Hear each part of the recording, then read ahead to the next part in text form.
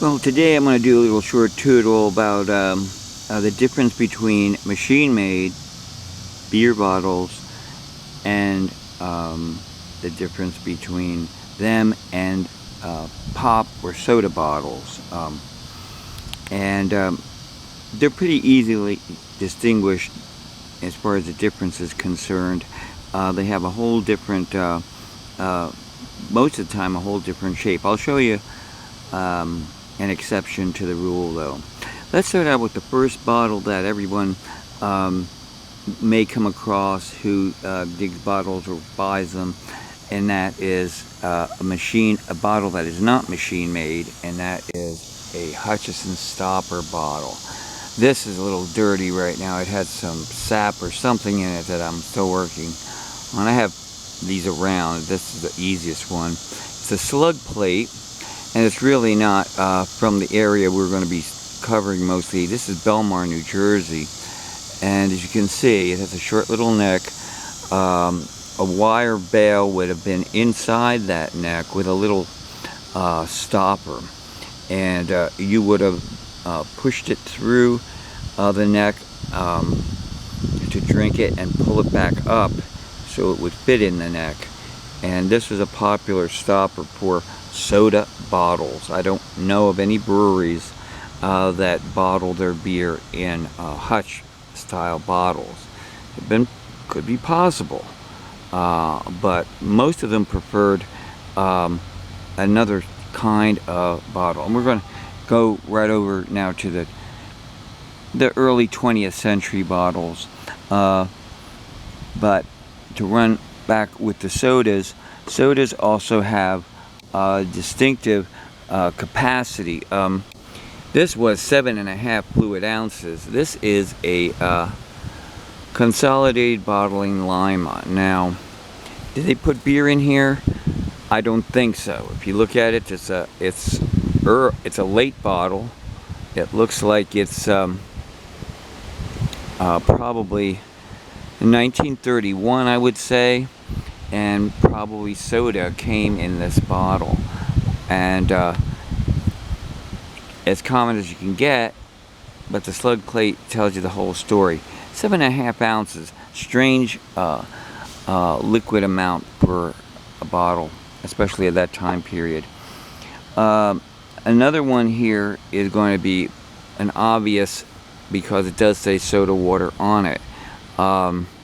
This is generally, a lot of these bottles are Coca-Cola product bottles, saying that this is from Lima, Ohio, and it is also a late one, probably 33. These bottles were exclusively soda, and they'll usually have the basic shape and style with soda water on them. They come in green. I find them in green and aqua. Over here is another soda bottle, which is typical of its type that it was for soda. This is 8 fluid ounces, which is more common with that kind of beverage. And this bottle was made for the Sunshine Bottling Works, Sydney, Ohio, and machine made. Shine on the bottom, meaning it would belong to this company. They were pretty prolific, although, believe it or not, they were pretty much out of a garage-sized structure. I lived in Sydney, so I searched this area out, and this came from a very small production, but they were in business a long time. Now, we're going to switch over to the beers, and here we're going to talk about, first of all, we're going to talk about a bottle that is sometimes confused. People know or do not know whether this is an ale or beer bottle. Well, generally, Johann Hop was an ale bottle, Johann Hop, and but they were this style of bottle is equated with malt beverage, and not so much a strong beer, but a malt beverage that would have been used for health, tonic, that kind of thing. And Johann Hupp falls in that category. How strong their beer was, never drank it, I don't know. But most of the times when you look at a bottle like this, it's going to be an ale or malt beverage bottle, so it goes into the near beer category. So this shape is common all the way up into the 1930s, when they turned mostly into stubbies. Machine made, no return took over. Now, the common beer bottle that you will find in most cases are long neck brown beer bottles. Here's a few exceptions. This one is a Sandusky bottle, and it's Kubler. Their name is underneath here. You can see that. They have a nice logo on their shoulder, and it's a tall, thin, champagne style bottle. Crown top, machine made. This bottle probably is a 1915 to 1920. They could have used it even further if they bottled newer beer with it. Another one, a similar, is now a very long neck, and this bottle is known as the Kreml.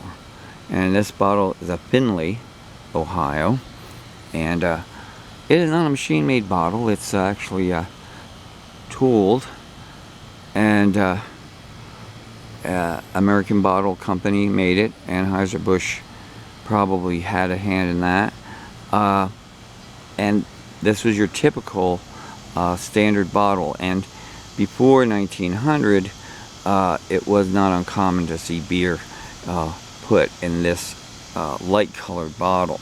But as things went on, they hooked on to the idea of